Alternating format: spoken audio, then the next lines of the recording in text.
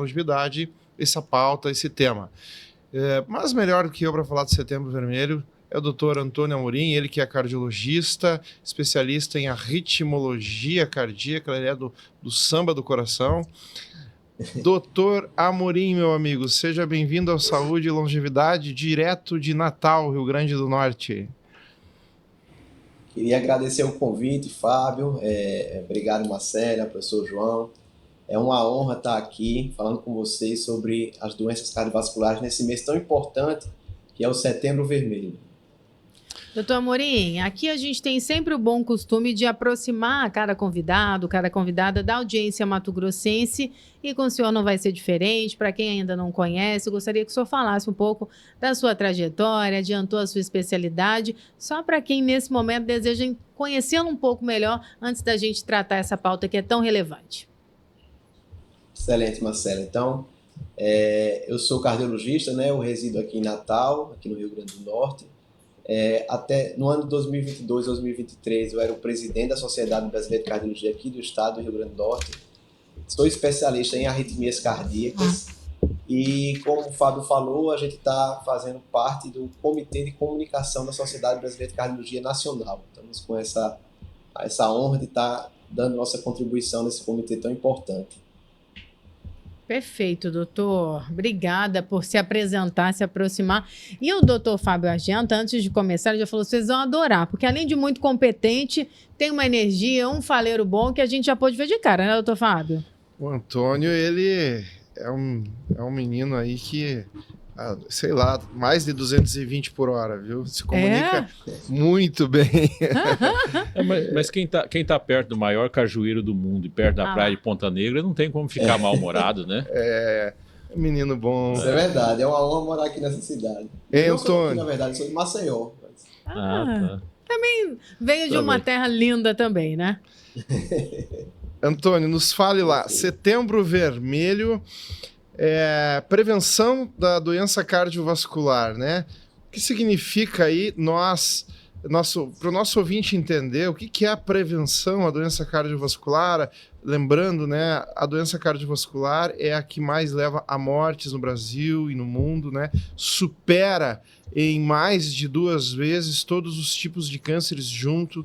A cada 90 segundos, professor e Marcela, cada 90 segundos do Brasil nós temos uma morte cardiovascular. Cada 90 segundos. Então, assim, a gente tem que mudar esse cenário, né, Antônio? Explica para o nosso rádio ouvinte aí da CBN.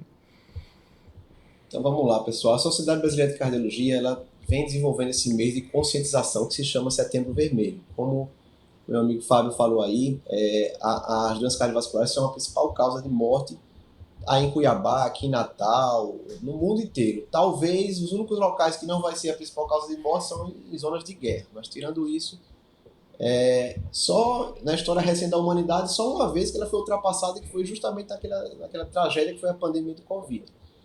Então, em virtude desses números tão alarmantes, a Sociedade Brasileira de Cardiologia, ela criou esse mês, chama Setembro Vermelho, que é um mês de conscientização da população sobre a prevenção dessas doenças, porque, como o nome já diz, a prevenção é muito importante.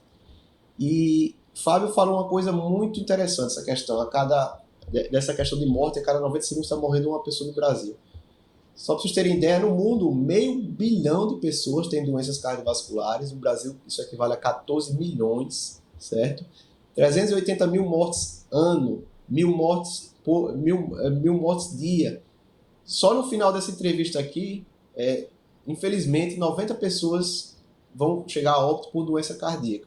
Então veja como os números são alarmantes e é muito importante a gente estar debatendo esse tema. Cenário de guerra, hein, Antônio?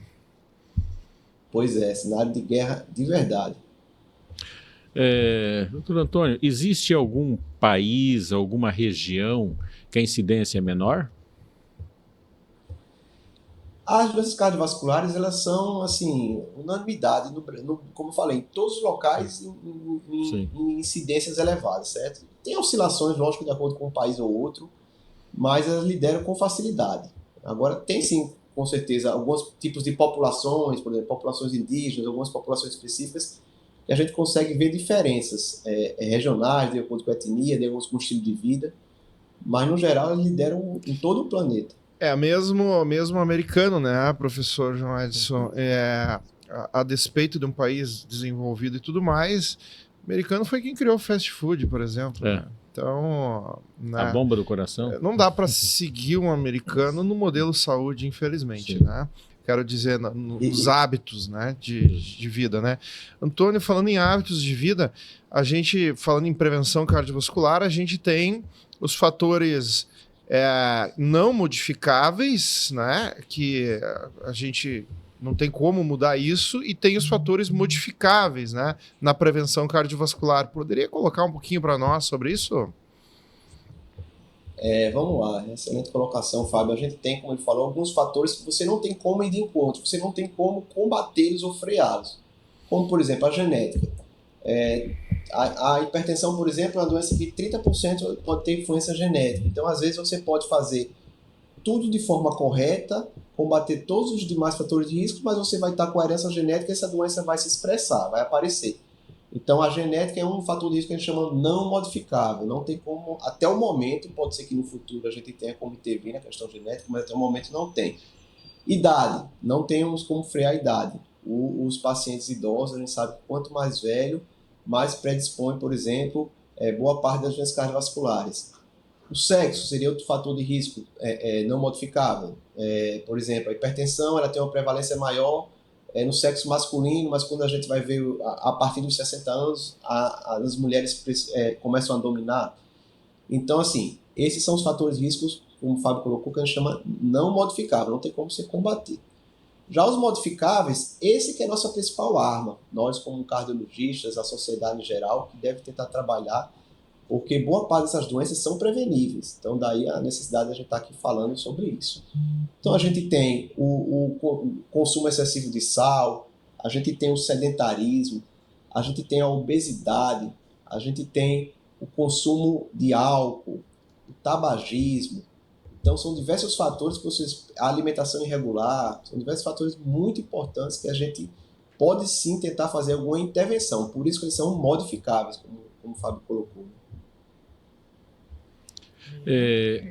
Doutor Antônio, quando a gente fala dessa questão do homem, do tempo, nós estamos ficando cada vez mais longevo. Isso também está impactando essa questão cardíaca? Com certeza. A gente vem tendo um avanço tecnológico muito bom. Então, hoje o tratamento, por exemplo, das doenças cardiovasculares são muito melhores do que um tratamento, por exemplo, há 20, 30 anos atrás. Mas a idade é um fator de risco que não tem como a gente combater. Vai favorecer, sim, o desenvolvimento de diversas doenças. E as cardiológicas estão nesse meio. Então, apesar do envelhecimento da população, sim, vai contribuir para aparecer novas doenças cardiovasculares. Para a gente compreender, a doença cardiovascular, ela pode ser originalmente uma doença do coração, mas ela pode também, outras doenças, levar o coração também a esse impacto? A gente fala assim, existem fatores de riscos que podem favorecer o desenvolvimento de algumas doenças. A gente inclui esse meio como doença cardiovascular. A gente pode falar da hipertensão, a gente pode falar do desenvolvimento de insuficiência cardíaca, que é o coração crescido, a gente pode falar do infarto. Tudo isso é uma gama de doenças cardiovasculares que esses fatores de risco podem fazer o indivíduo favorecer a ter essas doenças, entendeu? Sim. Quando a gente fala doenças cardiovasculares, é uma gama de doenças, vamos dizer assim. E uma das questões que eu acho que incomoda bastante gente, que ela, diferente de algumas outras doenças, quando a pessoa descobre o sintoma em si, ela já está um pouquinho mais grave, né?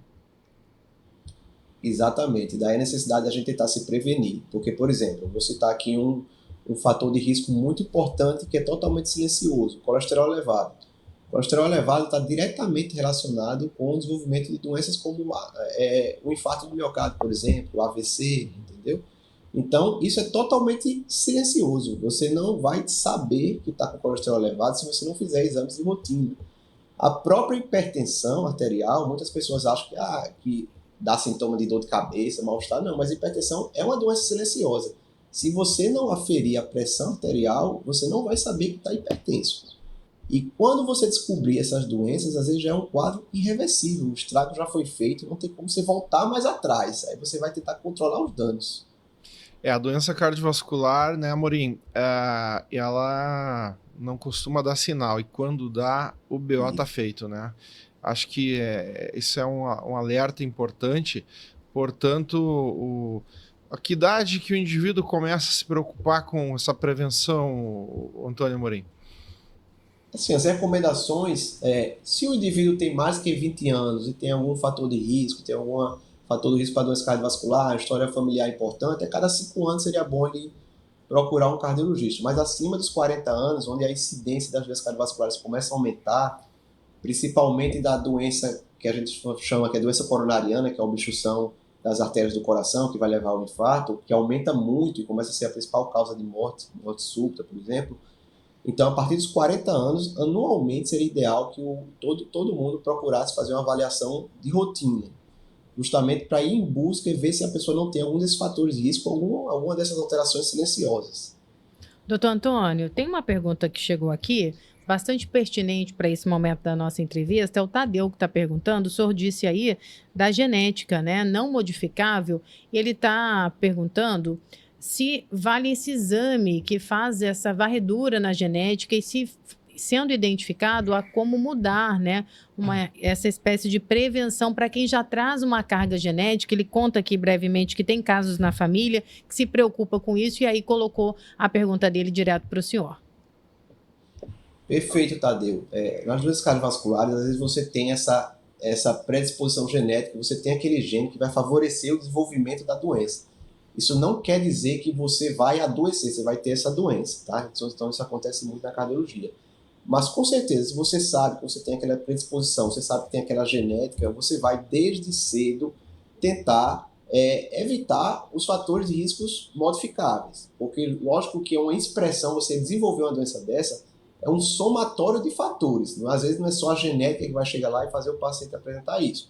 É a genética junto com o sedentarismo, junto com a obesidade, junto com maus hábitos alimentares, então as coisas vão se somando.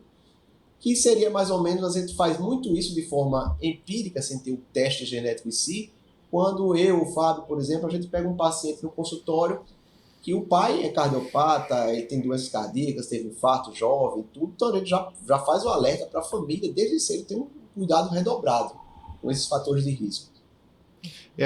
O teste que o nosso ouvinte perguntou, genético em si, Marcela, ele existe para algumas doenças cardiovasculares, mas não é um screening, uma rotina, né?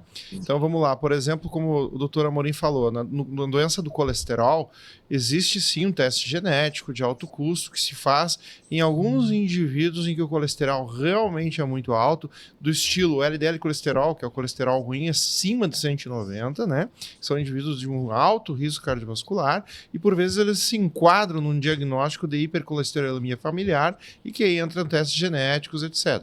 Mas a grande gama das doenças cardiovasculares, a gente não faz exames genéticos exatamente, mas a própria genética familiar já é um rastreio. Por exemplo, na hipertensão, se eu tenho ou pai ou mãe hipertenso, eu já tenho aproximadamente 30% de chance de vir a ser um hipertenso na minha vida adulta, sobretudo se eu não me cuidar, não modificar os fatores de risco, esses modificáveis que o doutor Amorim falou. Do outro lado, se eu tenho pai e mãe hipertenso, eu já chego aproximadamente próximo de 50% de chance de vir a ser hipertenso se eu tenho pai e mãe hipertenso. Mas aí, quem vai mudar o meu caminho, quem vai tomar atitude, sou eu, né? Agora, eu não quero dizer que por ter uma genética, eu vou abandonar. Pelo contrário, é que eu vou ser mais aguerrido aí para mudar a história, não é isso, doutor Amorim? Exatamente, perfeita colocação, Fábio. É nesse sentido mesmo que a gente utiliza. Doutor, tem mais perguntas chegando. Vou só adiantar ao senhor que nós temos uma pausa, né? Por volta de 15h30, horário local aqui, nós temos o repórter CBN, mas ainda dá tempo de colocar um questionamento. Eu vou só abrir o WhatsApp para eu poder colocar o nome do nosso ouvinte que mandou a pergunta. É o Antônio que está aqui. Ele pergunta, doutor, o senhor citou aí também, ouviu o doutor falando do sal E é algo que eu vivo comentando aqui em casa, o excesso de sódio. Ele acha que tinha que ter, inclusive, uma recomendação, uma fiscalização. E ele gostaria que o senhor esclarecesse, trouxesse a quantidade, os casos, porque muita gente, ele disse aqui em casa, é uma luta pessoal. Meus filhos, minha esposa, tudo muito sal. Pede para o doutor dar mais detalhes o quanto o sal faz mal à saúde, principalmente para o coração. O sal é um dos principais fatores de risco da doença cardiovascular, é um dos principais fatores de risco para a hipertensão, tá? Então, é uma das coisas que mais faz baixar a sua pressão se você é hipertenso e tenta tirar esse hábito, certo? Então, assim, o que acontece? A recomendação é 2 gramas de sal, que seria 5 gramas de cloreto de sódio, vamos dizer assim, de sal de cozinha. Mas como é que a gente pode colocar isso em prática diária? Seria uma tampinha de caneta Bic, vamos dizer, o que você pode consumir por dia. Só que você sabe que a gente não tem como medir os alimentos que você está preparado. Você tem como fazer isso no colocação do sal. Então, qual é a nossa orientação? Não usar saleiro, primeira coisa, não colocar sal. Tentar preparar a alimentação com a menor quantidade de sal possível. É uma coisa muito importante que as pessoas esquecem bastante. Eu desafio aqui até uma orientação que eu estou dando para ele e para outros ouvintes aqui e outros espectadores, que é o seguinte: quando vocês forem no supermercado e vão comprar algum produto, certo? Algum produto, dá uma olhada no rótulo. Vocês vão perceber que existem produtos de marcas diferentes que têm uma quantidade de variação do sal absurda, tá? Absurda. Então tenha esse hábito de olhar o rótulo dos alimentos e ver a quantidade de sal que tem em marcas diferentes, tá? Doutor? Então, assim, você tem uma dieta... vai ter um intervalo, tá? Isso, desculpa interromper, repórter CBN vem aí, daqui a pouco a gente continua conversando com o doutor Antônio Amorim e doutor Fábio Agento, é uma pausa bem rápida. De volta, 15h37 desta sexta-feira, 13 de setembro, seguimos com o nosso quadro Saúde e Longevidade, priorizando o seu bem-estar, a sua saúde. E aqui só senta gente competente, médicos profissionais. Dr. Fábio Agento, cardiologista, é o grande anfitrião que sempre traz gente boa para esse quadro. É o caso do Dr. Antônio Amorim, cardiologista, especialista em arritmia, que conversa conosco. Dr. Antônio, tem tanta pergunta para o senhor aqui no meu WhatsApp, mas a gente, em respeito ao ouvinte, que está inclusive gravando a sua resposta, mandou aqui. Vamos finalizar o assunto dos malefícios do sal, essa tensão, muita gente dizendo, mas ela parece que é meio maquiado, fica à disposição. Eu vi aqui a Tatiana falando que ela adora melancia com sal, teve gente que falou tomate, o cajá, já apareceu gente com tudo aqui, até a fruta recebe o sal, é um alerta importante, porque parece ali inofensivo, mas não é, né, doutor Antônio? Exatamente, é isso aí, essas pessoas têm que fugir disso. O sal é um grande vilão, ele contribui diretamente para hipertensão. Hipertensão é uma porta de entrada que vai contribuir para casos mais graves, como um quadro de insuficiência cardíaca, coração crescido, um caso de um próprio AVC, um quadro de um infarto. Então, assim, a recomendação que eu dou com relação ao sal é você não colocar sal nos alimentos. Assim, com saleiro, não ter alimentos, no cozimento dos alimentos, colocar o mínimo de sal possível. Porque o que a gente percebe muito, pode dar uma olhada quando vocês forem numa lanchonete, num restaurante, tem gente que chegou a comida lá, ele nem provou, ele já pega o saleiro e já coloca o sal nos alimentos. Então, ele é um grande vilão da doença cardiovascular, tá? Então, isso aí a gente tem que tentar minimizar o seu uso. Antes da gente mudar a pauta, mas a gente está falando de alimentação, o senhor falava para a gente olhar ali, né, embalagens, tem uma quantidade limite, e eu fiquei pensando na gordura saturada também. Quando a gente começa a olhar, em outros itens que a gente tem que redobrar a atenção para cuidar do coração, como se deve? Exatamente. As doenças cardiovasculares em si, boa parte delas, a alimentação é um grande vilão. Então, a gente tem que ter muito cuidado com alimentos ricos em gordura, gorduras saturadas, alimentos ricos em açúcares. O açúcar é tão vilão quanto o próprio sal, tá? Porque o açúcar vai ajudar a desenvolver obesidade, vai ajudar a desenvolver outras doenças que vão contribuir para as doenças cardiovasculares. Então tem que ter muito cuidado com as gorduras saturadas também, principalmente em alimentos processados, que hoje em dia, como colocou aqui o Fábio, a questão da população americana, né, criou o fast food. Só para vocês terem uma ideia, hoje em dia uma pessoa que nasce nos Estados Unidos tem uma expectativa de vida menor que os pais. Vejam que absurdo, geralmente sempre é o contrário, né? Sim. Mas é devido a isso, hábitos de vida. Vale muito a atenção. Deixa eu tocar a bola para o doutor Fábio Argenta. Tem uma me permite fazer uma perguntinha? Tem um hábito aqui que eu não sei se... quando eu ia para Natal não tinha visto lá, mas aqui virou bastante comum. Como que chama aquele negócio? Vai tomar cerveja e enche de sal na boca dela. Tem Cosmel. Cosmel. Conhece isso, doutor? Chopp com limão e sal. Pois é. Me fala desse negócio. Eu sou tomador de vinho, mas tem muita gente que toma cerveja, toma esse negócio. Tem muita gente mesmo. Não, com certeza. Quando eu falo sal, é o consumo de sal em qualquer coisa adicional que você for consumir mais sódio, você está se prejudicando. Gente, eu acho que só no Cosmel tem muito mais que 5, né? Que o senhor fala. Tem. Imagina você beber várias cervejas colocando isso, tá? E isso a longo prazo causa um estrago grande. Eu também tenho visto em algumas festas que me convidam aí, como é que é? O espumante na borda com açúcar. Isso ainda. Que loucura. Não sei nem o nome. Tá Enfim. vendo? Que loucura. Evitar, né, doutor? Doutor Amorim, primeiro vamos divulgar para o nosso ouvinte que quer seguir algo correto, ético, nas redes sociais. Vai lá no Instagram, coração.sbc. Coracal, né? Coração, não tem Coracal.sbc. É o nosso Instagram oficial para o público leigo, para ciente, enfim, para estar acompanhando aí as novidades aí de prevenção da Sociedade Brasileira de Cardiologia. Do outro lado tem o Dr. Antônio Amorim, né, o @Antônio Amorim, que está aqui conosco. O meu também, né, Marcela? Dr. Fábio Argenta, enfim, vocês podem estar acompanhando lá. Nós somos do Comitê de Comunicação, junto com o Carlos Miranda, de Minas Gerais, né? E, enfim, vamos seguir essas redes sociais aí que realmente fazem a diferença, são éticas. Então, coração.sbc. Antônio, nós vamos entrar num assunto que é todo teu aí, né? Que é a ritmologia cardíaca. E para isso, o professor João Edson já vai abrir com uma pergunta aqui do ouvinte, e que tem tudo a ver com prevenção também, né?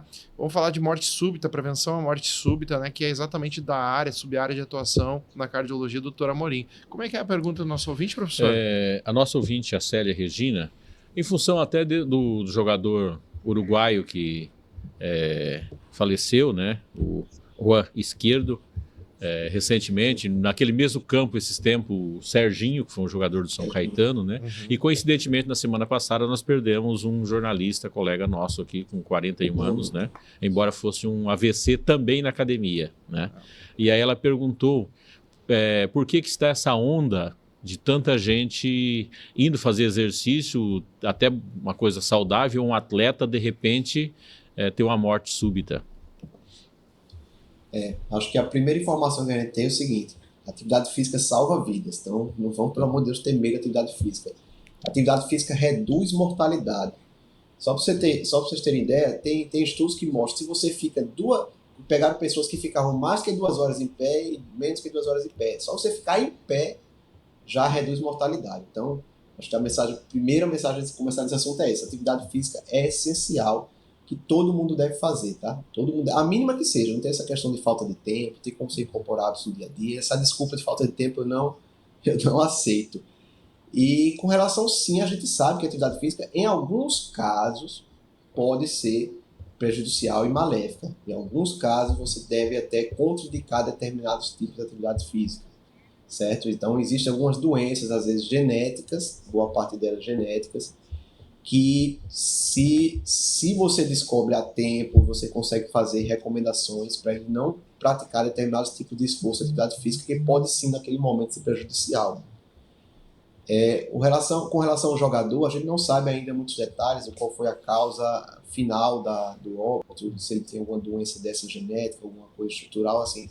A gente tem poucas informações divulgadas ainda sobre isso, tá? Mas, assim, com relação a esse caso de mortes em jovens, eu fui entrevistado aqui em Natal um ano passado e me fizeram essa questão, né? Doutor, está aumentando tanto os óbitos em jovens? Aí eu disse, será? Aí eu tinha feito essa pesquisa antes. Você pode entrar lá no DataSUS, que o DataSUS é um sistema de dados do Ministério da Saúde, que você tem como colocar lá, selecionar óbitos por determinada patologia, por determinada situação. E a gente vê que isso é cíclico. Por exemplo, eu vi que se não me engano, foi em 2018, Eu botei lá, óbitos menores que 35 anos, teve uma quantidade absurda de óbitos, entendeu? Então, tem várias causas que podem justificar esses óbitos. Então, às vezes a gente tem a percepção que está aumentando, mas a gente não tem dados estatísticos que mostram que está aumentando. A gente está no mundo de rede social, né, onde qualquer caso desse é maciçamente divulgado, mas ele não tem essa comprovação estatística que está morrendo mais jovem do que antes. Além do mais, tem a questão estatística que a gente vem aperfeiçoando, né? Existe muito, se a gente pegar a primeira pesquisa na área de medicina foi em 1917, fez 100 e poucos anos agora, né? Mas dá para a gente imaginar o tanto que era precária, né? Como que pegava essas informações. O SUS que está aperfeiçoando isso, mas é muito recente também. Doutor Antônio Amorim, a questão assim, acho que o nosso ouvinte ele preocupa muito assim, eu quero fazer uma caminhada, eu quero fazer uma atividade física, que tipo de avaliação eu preciso para isso? E do outro lado, o doutor Antônio Amorim trabalha com essa área da prevenção de morte súbita. Abaixo de 35 anos, a gente tem mais cardiopatia estruturais, se puder explicar para o nosso ouvinte, e acima de 35 anos é mais a cardiopatia isquêmica, aterosclerótica, enfim. Podia explicar para nós melhor esse contexto todo? Primeiro, assim, que exames mínimos eu devo fazer conforme a atividade, e do outro lado, o que mais, menos de 35, mais de 35 anos, o que está acontecendo exatamente?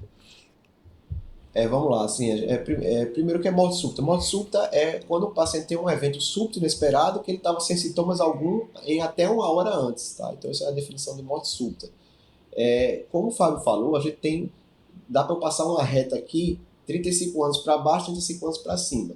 35 anos para baixo, as principais causas de morte súbita são doenças cardíacas genéticas. A principal delas, assim, que a gente chama no nosso país e boa parte do planeta, é uma doença genética que chama miocardiopatia hipertrófica. A gente tem outras causas como miocardite, que é uma inflamação do músculo cardíaco, que o paciente pode ter uma coisa de momento e evoluir para uma arritmia séria. A gente tem outras doenças estruturais genéticas, como esplazia de ventrículo direito, então arritmogênica. Então a gente tem algumas causas, as principais causas que dominam abaixo de 35 anos são doenças genéticas. Acima dos 35 anos, aí a doença coronariana, ou seja, a obstrução das artérias do coração, que pode levar a um infarto, são as doenças que dominam com facilidade. Quanto mais velho for, maior a incidência dessa doença, tá? Então, com relação à prevenção, e aí, eu quero fazer uma atividade física, o que é que eu preciso? O que é que eu tenho que fazer? Eu posso fazer sem avaliação médica? O ideal a gente recomenda que passe sim por uma avaliação médica, uma avaliação do cardiologista, onde a partir daí a gente vai examinar, vai conversar, ver se o paciente tem alguma queixa, se ele tem uma história familiar. Então é muito importante essa questão da genética que ele falou, o meu pai ele faleceu aos 35 anos jogando bola. Opa, isso chama atenção, entendeu? Ele pode ter tido uma doença genética que o filho se manifestar. Então a gente pergunta se tem história familiar de morte súbita. O que a gente faz basicamente, inicialmente, é essa avaliação que eu chamo de anamnese, essa conversa com o paciente, o exame físico, a gente vai examinar o paciente ver se tem alguma alteração, e um eletrocardiograma. Boa parte das vezes, só isso dá para eu dizer para você, não, você pode fazer atividade física tranquilamente.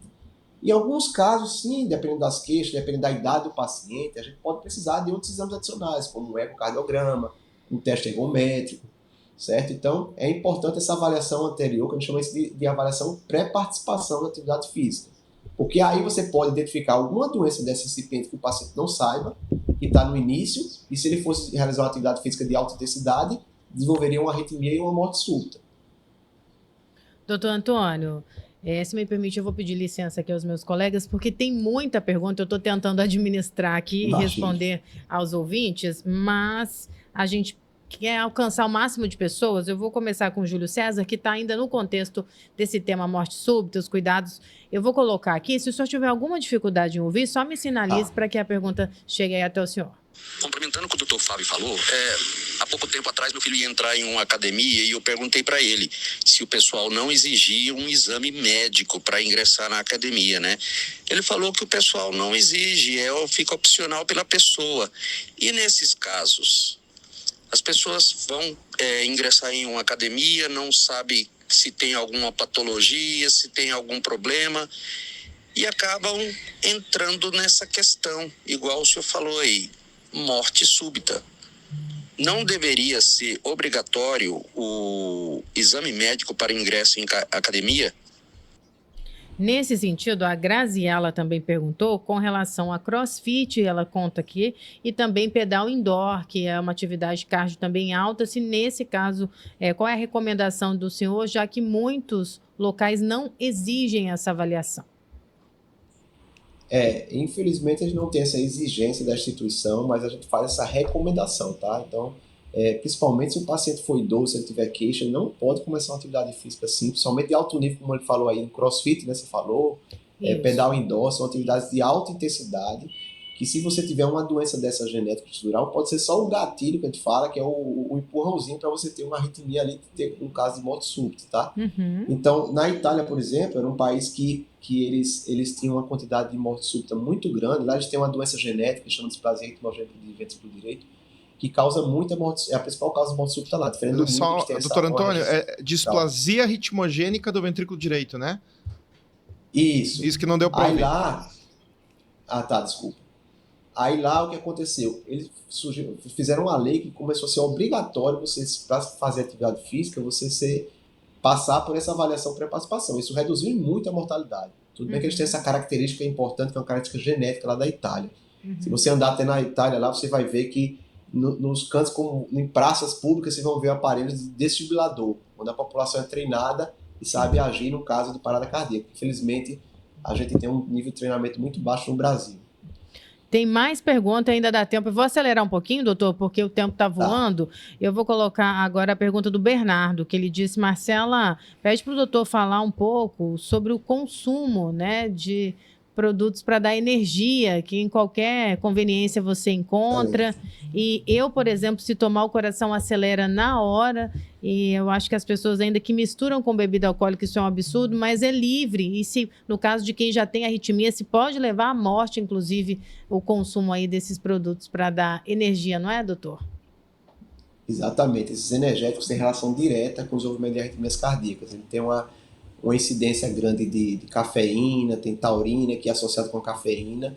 Eles aumentam a liberação de adrenalina, que às vezes você tem vamos dizer assim, um potencial de desenvolver arritmia, você não sabe, porque para você ter arritmia você tem que ter uma série de fatores.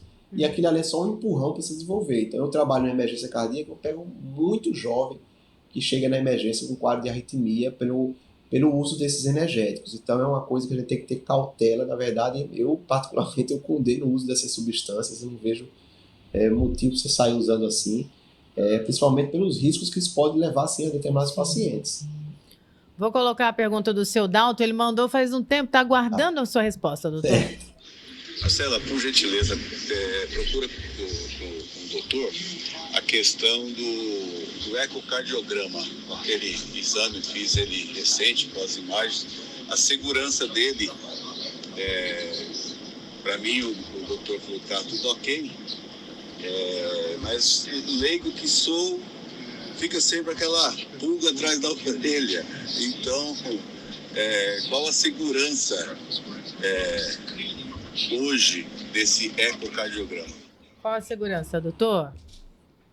O ecocardiograma é um exame essencial na nossa avaliação cardiológica. O que o eco vai ver? Ele vai ver se o coração está com tamanho normal, se ele está contraindo de forma corretamente, se ele tem problemas de válvula.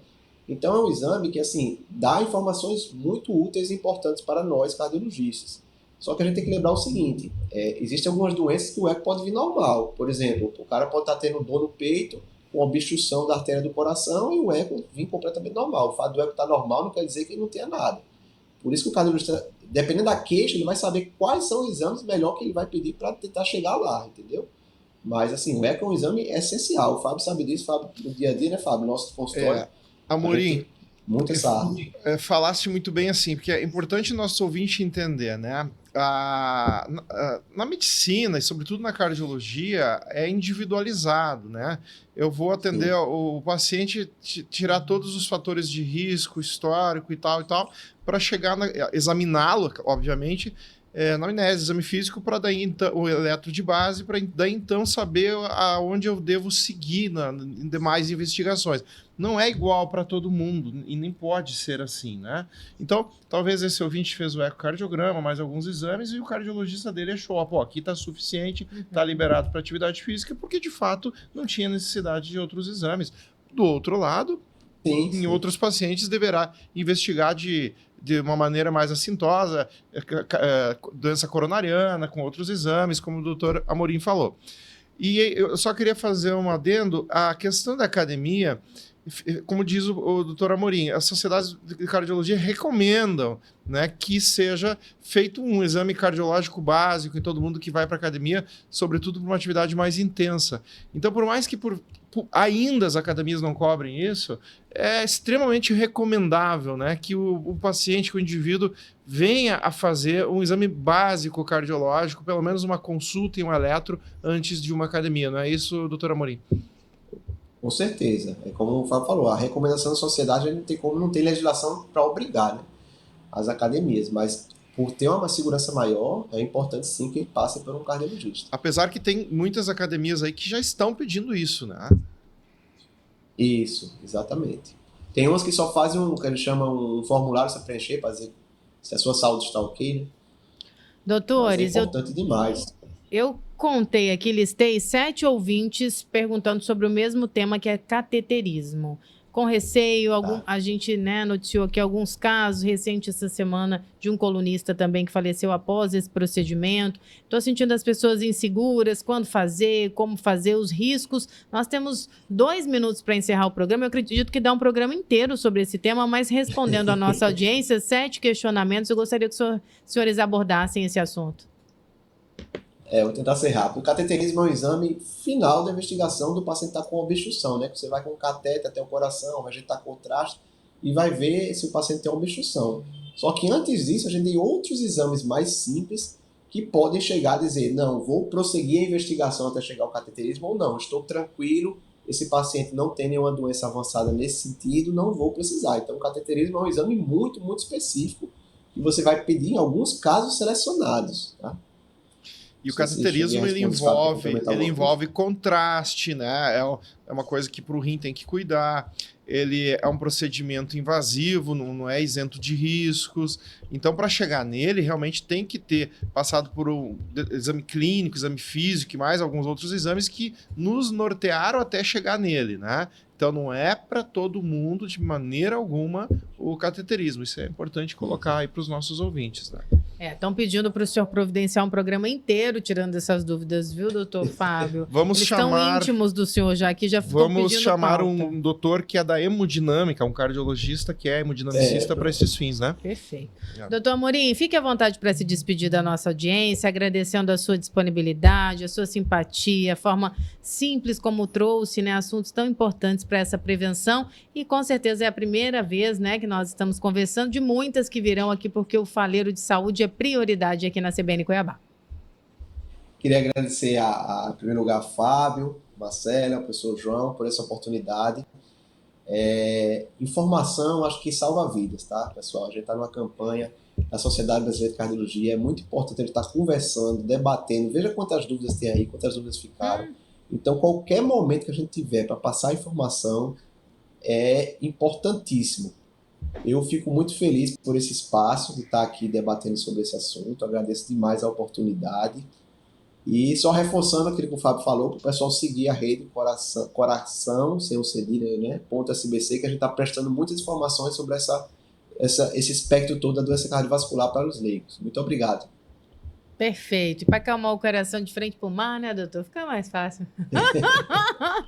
Doutor Fábio, acabou. Obrigada pela contribuição. Anderson, dá um close aqui na gravata do doutor Fábio Argento, porque que gravata estilosa, hein, doutor? Essa gravata é muito especial. Ela é da Associação Americana de Cardiologia, American College.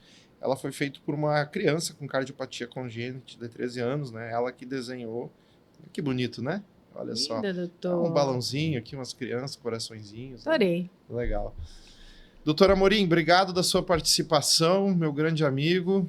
E a gente tem essa missão aí na Sociedade de Cardiologia, junto com toda a equipe de comunicação, com o doutor Carlos Miranda, a nossa Tatiana lá, que faz um serviço maravilhoso, de levar a informação correta para o público. E nos acompanhe em redes sociais, que a gente sabe que tem ética e seriedade, né? Obrigado, doutor Antônio, pela sua presença, aceitar o convite. Obrigado, professor João Edson, Marcela e todo o nosso rádio ouvinte. E aí, semana que vem tem mais saúde e longevidade. Obrigada.